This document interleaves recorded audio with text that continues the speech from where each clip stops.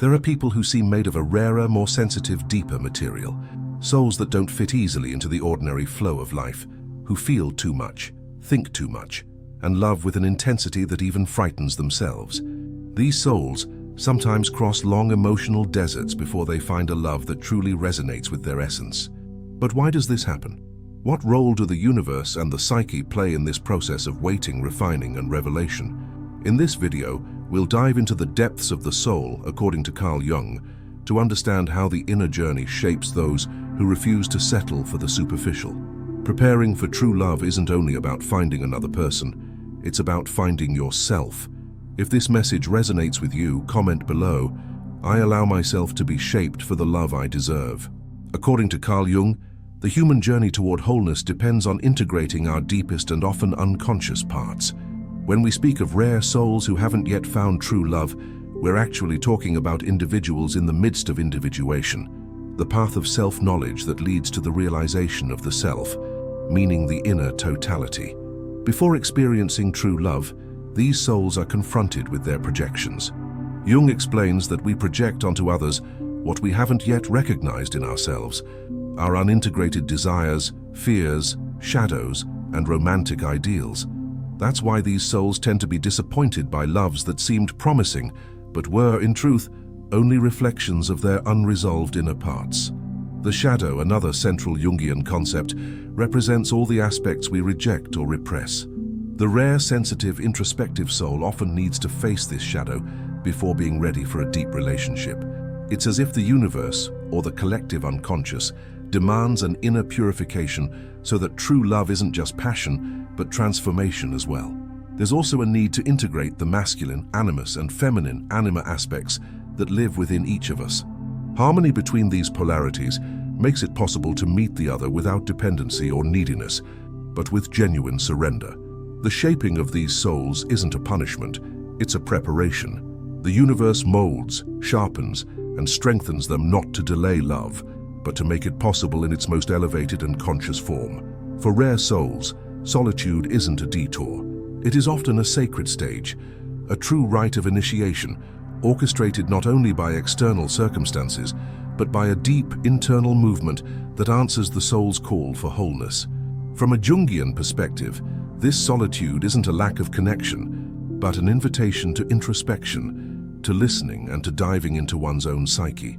Jung believed that within each person lives a natural impulse toward individuation, the process through which a person becomes who they truly are. For this movement to happen, one must step back from the noise of the world, including the emotional noise caused by relationships that distract us or reinforce our social masks. In this sense, solitude isn't emptiness, it's a space of gestation. During this period, the rare soul begins to realize that what it most seeks in another, love, acceptance, meaning, must first be found within. The absence of a partner, far from being a punishment from the universe, becomes an opportunity to reconnect with one's essence, to re-examine wounds, and to perceive one's own projections. This solitary phase becomes a kind of alchemy in which the lead of expectations and frustrations starts turning into psychological gold, self-knowledge, inner strength, and discernment. The crossing, however, isn't linear. It unfolds in cycles, moments of deep hope alternating with bouts of discouragement and doubt. The rare soul often feels that something is wrong with them, that they're being left behind, that they aren't chosen like others. But this is a misunderstanding born of comparison and of a narrow view of time that only considers the now. On a symbolic level, this solitude represents the desert every initiate must traverse. It is in this arid terrain that the shadow is revealed, the ego is confronted, and the true identity begins to emerge. The shadow, according to Jung, is made up of everything we repress or deny in ourselves. In solitude, it often surges with force. Insecurities, jealousy, abandonment wounds, fears of being undeserving. These contents don't arise to punish, but to be seen, welcomed, and integrated. Solitude gives the rare soul the chance to break with idealizations and assume the leading role in their own healing. In this context, true love cannot arrive while the inner world is still populated by unchallenged ghosts. Another crucial step in this crossing is reconnection with the self, the regulating center of the psyche in Jung's view. In this contact, a person begins to perceive their calling, their deepest values, and what they truly want from a loving bond. No longer driven by the need to fill a void, they are guided by an inner force that seeks to share, build, and grow. Love then ceases to be a desperate search for completion and becomes the natural consequence of a state of wholeness. Often, it's at this point on the path that the universe begins to act visibly. Meaningful coincidences, the so-called synchronistic insights, start to happen, signaling that the journey is being guided. Jung saw synchronicity as an alignment between the inner and outer worlds, and for rare souls, these signs function like spiritual compasses, pointing to the effectiveness of their preparation. Finally, it's important to understand that the solitude preceding true love is paradoxically a pact with love itself, a commitment not to settle for anything less than what resonates deeply with the soul. This period doesn't mark an end, but a beginning, the birth of a more conscious, whole, and loving version of oneself, capable of recognizing in the other not a savior, but a companion on the journey. If you're living this crossing, know this: it isn't punishment, it's consecration. You are being shaped, not for ordinary love, but for the kind that transforms. When a rare soul falls in love, what it feels is rarely superficial. For them, love isn't just desire or companionship. It's a portal, a mirror, a revelation. Yet this emotional depth often leads to intense disappointments. Relationships that begin with a sweeping connection end in silence. Unspoken promises evaporate into thin air. But according to Carl Jung's analytical psychology, these experiences are neither coincidence nor tragedy. They're part of an essential psychic mechanism: projection. Jung teaches that what remains unconscious in us tends to be projected onto others.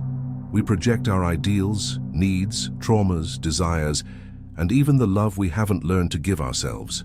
For the rare soul, who lives in constant contact with their symbolic dimension, this projection happens with even greater force.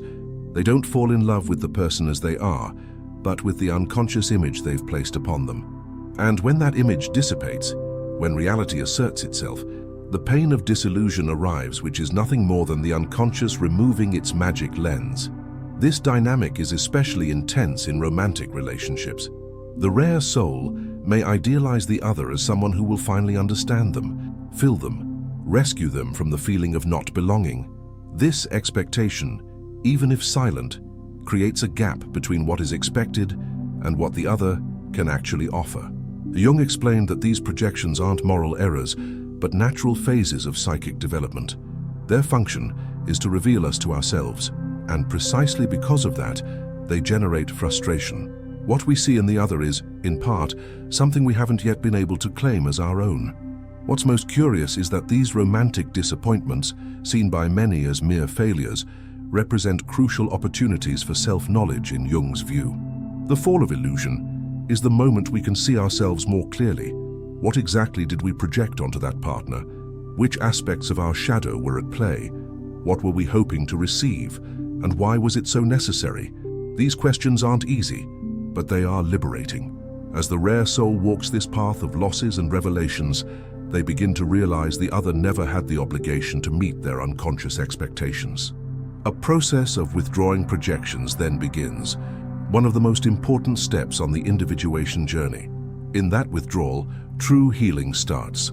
The soul recognizes its deepest needs, not to place them upon another person, but to welcome them within. Often the relationships that didn't work weren't failures, but mirrors. They showed what was still fragmented, wounded, or idealized. Above all, they revealed that true love cannot be born while we remain blinded by the images we create. Jung believed mature love is only possible when the ego can recognize the other's otherness, seeing them as they are, not as we wish them to be. Another fundamental aspect of this dynamic is that projections also involve the shadow. When the rare soul idealizes someone, they often project their own light, qualities they haven't yet acknowledged in themselves. But they may also project their darkness, jealousy, insecurity, emotional dependency. When the other activates these contents, they are merely revealing what was already latent within. Confronting these parts may be painful, but it's precisely what makes integration possible. This process of frustration and learning prepares the ground for something greater, Once the rare soul learns to identify and consciously withdraw their projections, they stop seeking in another the completeness that can only be built from within. Love ceases to be an escape and becomes a conscious choice, based on reality, not fantasy. In the end, the universe allows these disappointments so that, when the true encounter comes, it won't be a repetition of unconscious patterns, but a communion between conscious souls. For Jung, every relationship is also a process of individuation. Each partner is an agent of transformation. But only when projections fall away can love flourish with maturity. The end of illusions, however painful, is the beginning of clear sight. And as the rare soul goes through this process, they become more prepared to recognize, welcome, and love the other without blindness, and, above all, without abandoning themselves. At the heart of Jungian theory lies a profound principle. Each individual carries within both the masculine and the feminine aspects of the psyche. Jung named these inner forces anima, the unconscious feminine in men, and animus, the unconscious masculine in women. This symbolic dynamic is essential to the individuation journey, and for rare souls, it marks a delicate, powerful stage of maturing before true love can bloom. These inner archetypes aren't merely social constructs. They are universal psychic structures. The anima relates to sensitivity, intuition, receptivity, and the capacity to surrender. The animus represents action, reason, direction, and the power to bring things into reality. When these aspects are unbalanced or unconscious, they directly influence romantic relationships, shaping not only our choices in love, but also how we position ourselves before love. For the rare soul, this imbalance can show up in subtle and painful ways.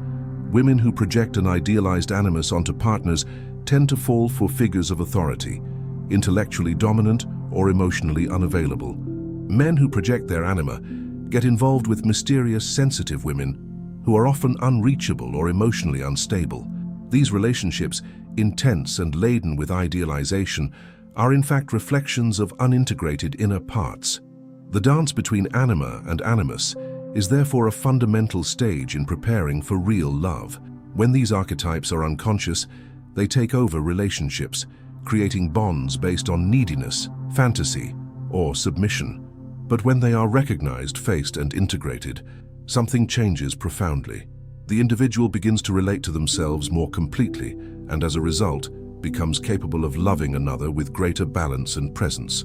This integration requires time, courage, and self-knowledge. It often involves confronting inherited patterns, questioning crystallized romantic ideas, and revisiting past experiences in a new light. What seemed like love was, in fact, need. What seemed like connection may have been projection. Recognizing this doesn't weaken the feeling, it purifies it. In practice, integrating the anima means allowing oneself to feel, to express emotions, to welcome vulnerability, and to trust intuition. For men, this can be challenging, especially in cultures that repress these qualities. Integrating the animus means developing focus, assertiveness, inner structure, and the capacity to act. For women, this often requires breaking with passivity and taking responsibility for their own emotional destiny. The rare soul, with its sensitivity and depth, has an advantage on this path. It already senses that true love cannot be born from incompleteness, but from full presence. That's why the task is first of all to turn inward and understand how these two poles operate in one's life. The dance between anima and animus is, before any external relationship, an inner relationship, and in it the ground is prepared for meeting the other. Jung believed that the union of these polarities within a person leads to the emergence of the self, the archetypal image of totality.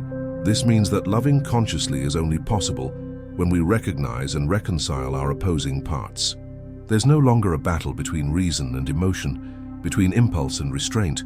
There is a more harmonious flow, expressed in more mature choices and more authentic connections. This psychological maturity completely changes the quality of relationships. The rare soul, now in touch with their inner feminine and masculine, doesn't seek rescue in the other, but partnership. They don't surrender out of lack, but out of choice. They don't demand that the other heal their wounds, but offer a meeting ground where mutual healing can happen.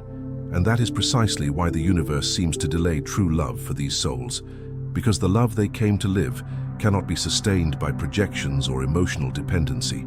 It needs the presence of the self, the balance of anima and animus, and the full awareness that loving another always begins with loving and integrating oneself. When this inner dance stabilizes, something shifts in the rare soul's energetic field. They stop vibrating in lack and begin to attract what truly resonates with their new frequency.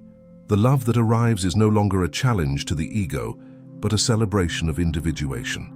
After crossing solitude, facing projections, and integrating inner polarities, something changes profoundly in the rare soul. They are no longer the same person who began the quest for love. Now they are not in lack, but in presence. They don't desire someone to save them, but someone with whom they can grow.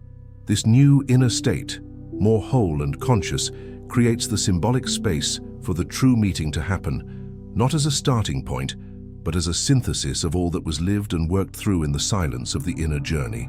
Jung describes individuation as the path through which the limited, fragmented ego gradually aligns with the self, which represents psychic totality. This alignment is neither linear nor easy. It involves crises, ruptures, losses, and rebirths.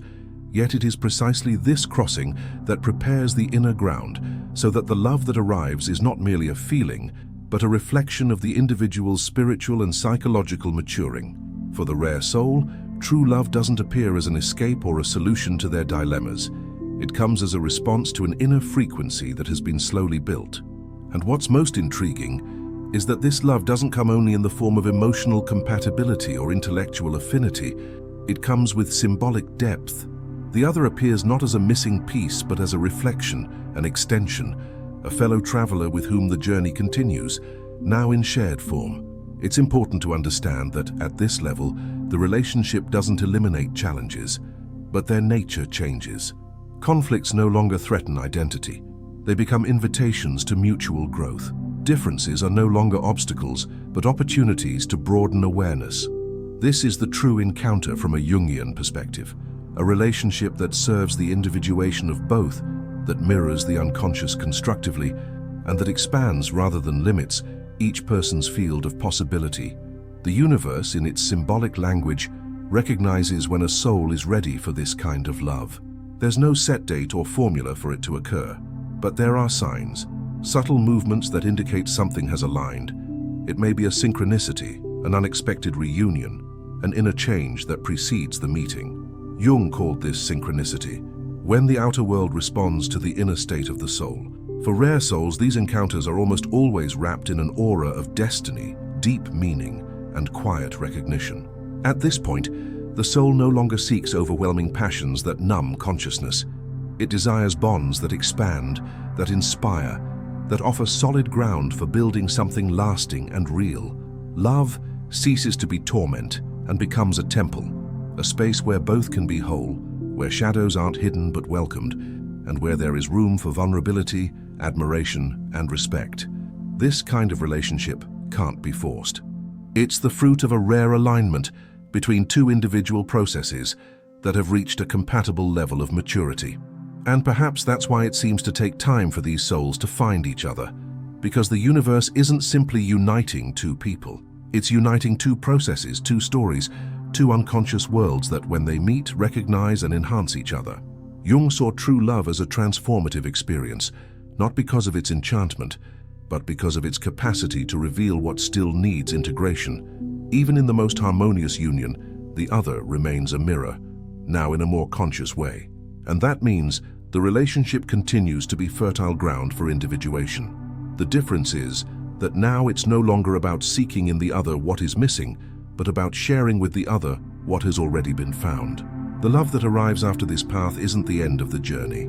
It's a new beginning, a turning point where two souls, already aware of their light and shadow, choose to walk together. The true encounter is, therefore, a celebration of each one's inner work. It is the harvest of a process that, although it seemed solitary, was always guided by something greater. The self, the unconscious, the universe, or whatever name we give to the deep intelligence that guides those who refuse to settle for the superficial. For the rare soul, love comes neither early nor late. It comes when they have become what they once hoped to find in another. And when that moment arrives, there is no doubt, only a silence full of meaning, as if everything had finally found its place.